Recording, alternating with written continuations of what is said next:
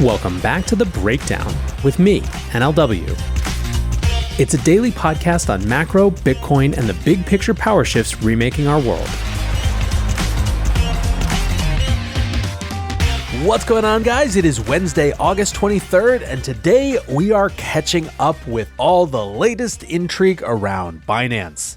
Before we get into that, however, if you are enjoying The Breakdown, please go subscribe to it, give it a rating, give it a review, or if you want to dive deeper into the conversation, come join us on the Breakers Discord. You can find a link in the show notes or go to bit.ly/breakdownpod. Hello, friends. Welcome back to The Breakdown. When we survey the landscape, the wreckage, some might say, of this industry after the last year or year and a half, it is pretty clear what the biggest hanging chad or threat left is. One might argue that there's still contentiousness around DCG and whether it will be able to successfully get itself out of this Genesis situation. There's obviously a lot of jawboning about that and recriminations flying back and forth between Barry and the Winklevosses. But the bigger threat, at least that most people identify, or perhaps not threat but concern, is whether Binance is really doing as okay as they say they are. CZ has been quick to wipe away story after story with his customary 4, indicating that everything is just FUD. And it is certainly the case that there has been an extraordinary amount of leakage from various US government offices around their investigations into Binance in ways that have led some to assume that they don't actually have the goods on Binance, and so are just trying to try them in the court of public opinion. This week we got even more of all of that when on Tuesday, the Wall Street Journal reported that Binance is still facilitating large amounts of Russian transactions, raising the question of whether the exchange is flouting Western sanctions. The article claimed that, quote, via layers of intermediaries, clients can turn funds at sanctioned banks into balances at Binance, while Binance also enables peer-to-peer trades of rubles for digital tokens that frequently involve banks that are on Western blacklists. A spokesperson for Binance said, Binance follows the global sanctions rules and enforces sanctions on people, organizations, entities, and countries that have been blacklisted by the international community, denying such actors access to the Binance platform. They added that in operating their peer-to-peer service, Binance has, quote, no relationship with any banks whatsoever, in Russia or elsewhere. Now, of course, US sanctions have not been imposed on Russian citizens generally. However, most of the Russian banking and financial system is subject to sanctions, which prohibit US citizens and firms from dealing with them. The EU and other US allies have similar levels of sanctions in place. In October, the EU tightened restrictions on crypto transfers to Russian wallets, removing a €10,000 limit to prohibit crypto transactions to Russian residents and entities entirely. The claim made by the WSJ is that Binance is facilitating international transactions for Russian citizens who have been cut off from the global financial system through their peer-to-peer platform. According to the Bank of Russia, around 428 million in peer-to-peer crypto transactions are taking place each month. The reporting claimed that there are hundreds of active peer-to-peer sellers willing to buy and sell rubles for crypto, with a significant market for Tether. The main centralized exchange is also seeing significant volume in rubles. Volume is massively down from its peak of 80 billion per month in May of last year, but still processed 8 billion in ruble to crypto trades in July, according to data from CC Data. Tatiana Maximenko, a Russian businesswoman who formerly worked at a crypto exchange, said, everyone uses cryptocurrencies, except perhaps for my grandmother. Now, according to a recent review of Binance's peer-to-peer services as reported by the Wall Street Journal, the platform allows Russian clients to receive payment at least 5 sanctioned Russian banks. Crypto sellers on the platform provide payment details to Binance, who allegedly disperse funds out of escrow after the on-chain transaction has been completed. The article raised further concerns that payment provider Advanced Cash continues to facilitate ruble-denominated transactions with Binance through additional intermediaries. The Belize registered payments provider said it had severed ties with sanctioned Russian banks in March of 2022. However, its website provides links to, quote, independent exchange providers who can provide transfers between Russian banks and Advanced Cash. Now, of course, the report comes after months of speculation that the DOJ is investigating Binance for money laundering and sanctions evasion, but to date, no charges have been filed, and it's unclear whether any charges will be forthcoming. The reaction from the crypto community is basically one of, if this is true, it's a big deal. Investor Adam Cochran writes, WSJ article verifying something I noted from employee claims a few months back. Binance violates sanctions on Russia by having customer support advise people to use their peer-to-peer partners to onboard and then use accounts under the KYC limit. Can you imagine the sheer level of chaos if Binance is hit with OFAC violations? Like, how do they deal with that seizure?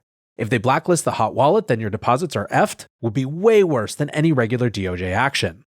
Travis Kling writes, sheesh, 428 million per month of P2P ruble to crypto, 8 billion per month of ruble to crypto trading on the main exchange. If you think the US government isn't going to drop the hammer hard on that kind of scale of sanctions violations, you've lost your mind. Now, as with basically every story that we've had on Binance this year, there are two possible explanations. One is where there's smoke, there's fire, and these things are leaking out because there's just so much to leak out that it's coming out of all sides, and that we're still just in the period before some action comes.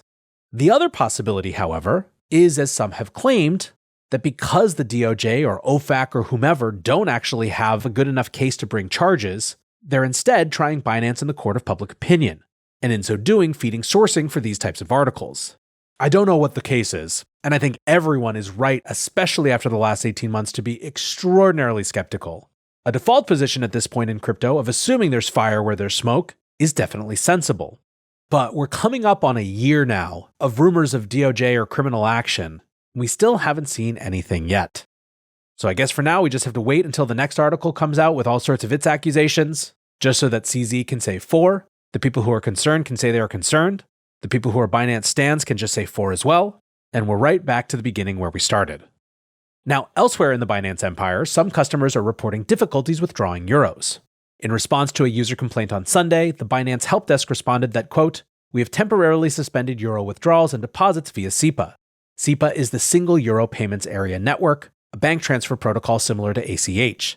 Now, Binance later deleted and revised this public statement, stating that the SEPA deposit and withdrawal service will continue until September 25th as originally communicated. The customer service message was sent in error. We apologize for the inconvenience. And we will have alternatives for our users in place before then, so stay tuned."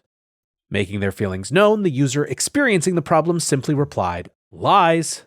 The issue comes a few months after Binance informed users that its European banking partner PaySafe would be discontinuing services on September 25th. A Binance spokesperson addressing this specific user's issues said, "Some users may occasionally be asked for more information as part of routine compliance checks, which could lead to early closure of their accounts. They said that Binance will have alternatives for our users in place before the end of the SEPA service."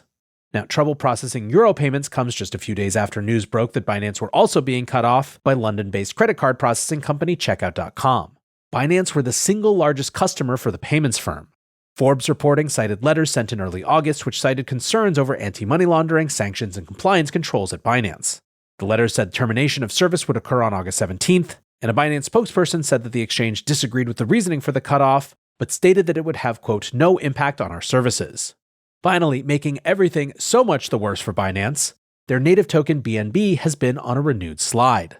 The token reached a low of $204 on Tuesday, but has since recovered and is now trading at around $217 as of Wednesday afternoon.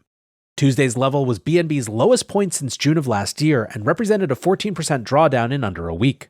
Part of the downwards pressure on BNB relates to a massive $150 million loan on Binance Smart Chain lending platform Venus Protocol. The position was opened up by a hacker in October of last year. After exploiting a cross-chain bridge to mint $500 million worth of BNB, the hacker took a loan against some of the fraudulently created funds, presumably as an exit strategy with no intention to ever repay the debt. In November, a governance vote was taken on how to avoid a massive impairment accumulating on Venus Protocol. The BNB core team proposed becoming the sole liquidator of the position to ensure they could prevent any liquidation cascades. On Thursday night, the liquidation began with $33 million worth of BNB cleared to shore up the loan.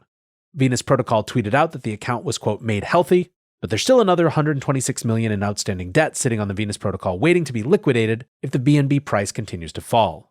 Now, summing up all of the chaos, Travis Kling, who it should be noted is warning, and intentionally so, about Binance after being caught up in the FTX collapse, tweeted, "Pretty wild price action in BNB. Not sure what's going on. It's almost as if Binance was sued by the SEC on numerous charges with damning evidence, was sued by the CFTC on numerous charges with damning evidence, had 3 senior executives quit in the same week, had $1 billion plus collateral hole in Binance Peg BUSD, had Paxos force them to wind down BUSD, got kicked out of Canada, Germany, Netherlands, and Belgium, about to be charged by the DOJ strong evidence of massive money laundering, terrorist financing, and sanctions violations, under investigation in France for aggravated money laundering, had their auditor quit and remove attestation, lost multiple banking partners and payment processors can't process fiat in most countries, had Binance US effectively closed, laid off thousands of employees, cut benefits for remaining employees, ... Oh, wait. Like I said, I don't know what the truth is. The fog of war is thick, but a default position of defensiveness and assuming that things are as bad or worse than they seem is probably the safest approach right now. Speaking of things being as bad or as worse as they seem, let's close on a quick Sam update. Sam Bankman-Fried has pleaded not guilty to a superseding indictment. Prosecutors formally presented the indictment during an arraignment hearing before a magistrate judge. The fraud and money laundering charges remain the same, but the campaign finance charge has been dropped. The details of campaign finance violations will be folded in as evidence for the remaining charges. Prosecutors said they were required to drop the campaign finance charge due to complications with their extradition arrangement with the Bahamas government. Now, this was Sam's first appearance in court since he was remanded to jail earlier this month. The judge has not yet dealt with Sam's request to be released to prepare his defense at the courthouse on a daily basis. However, Sam was allowed to meet with his lawyers on Tuesday until 3 p.m., when he was transported back to the Brooklyn Metropolitan Detention Center. During Tuesday's hearing, the issue of Sam's inability to review documents due to a lack of internet was raised, with his lawyer stating, quote, "There's no way for him to effectively communicate his work product, his analyses, to us. He needs to be performing analyses." Prosecutors noted that the matter had already been briefed to the judge overseeing the case. The magistrate responded to Sam's lawyer by noting that, quote, "Magistrate judges don't typically outrank ... Sam's lawyers also bemoaned conditions at the jail. He said that Sam had been denied vegan food options and stated that, quote, "They are serving him a flesh diet. He is only eating bread and water and sometimes peanut butter. This is one of the most complex cases in this courthouse. This is outrageous and it needs to be remedied." The lawyer also noted that in the past 11 days of confinement, the jail has not provided Sam with Adderall, a drug for treating ADHD, and according to his lawyer, Sam is also running low on his supply of MSAM, which is a depression treatment. Prosecutors quibbled over the suitability of the jail conditions to enable Sam to prepare his case ahead of an October 2nd trial date, with ultimately the magistrate saying they would look into the issues once the hearing was adjourned, hoping to resolve them that day. Sam is still yet to provide details of legal advice regarding his conduct at FTX, despite prosecutor requests. He is seeking to rely on this as an advice of counsel defense. The judge set a deadline of documentation of this advice to be submitted by Wednesday. Now, also the night before the arraignment, prosecutors and Sam's lawyers submitted competing sets of jury instructions for trial. The DOJ's document laid out the basis for each charge in detail and explained the difference between substantive crimes and crimes of conspiracy. Prosecutors outlined what jurors would need to determine if they decide to convict. Specifically, that there was a scheme to defraud, that Sam knowingly and willfully participated, and that the defendant used interstate wires to conduct the scheme, which includes the internet. SBF's filing suggested that he may argue that he had an honest belief that use of customer funds was not unlawful. The filing suggests that his behavior amounted to honest mistakes in judgment and errors of management rather than crimes. It leaned heavily on the idea that unregulated crypto firms are in something of a gray area.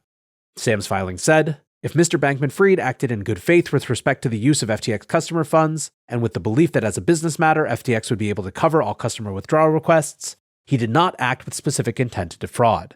It is also not relevant whether you believe certain conduct should have been regulated even though it was not regulated at the time.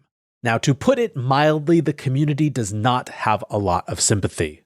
However, somewhat more sympathy is being extended for Nate Chastain, OpenSea's former head of product, who was convicted of fraud and money laundering in May and has now been sentenced to 3 months in prison for insider trading. Chastain was responsible for deciding which NFT collections would be featured prominently on OpenSea's homepage. The scheme involved him purchasing NFTs ahead of them being featured on the website.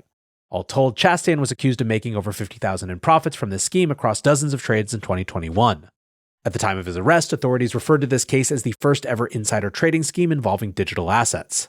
Chastain's lawyers argued that the case should be dismissed because NFTs are not securities, and Chastain leveraged information that was not confidential.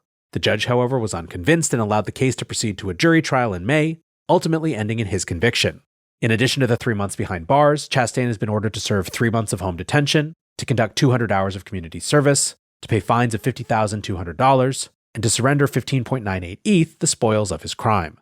U.S. Attorney Damian Williams said, Nathaniel Chastain faced justice today for violating the trust that his employer placed in him by using OpenSea's confidential information for his own profit.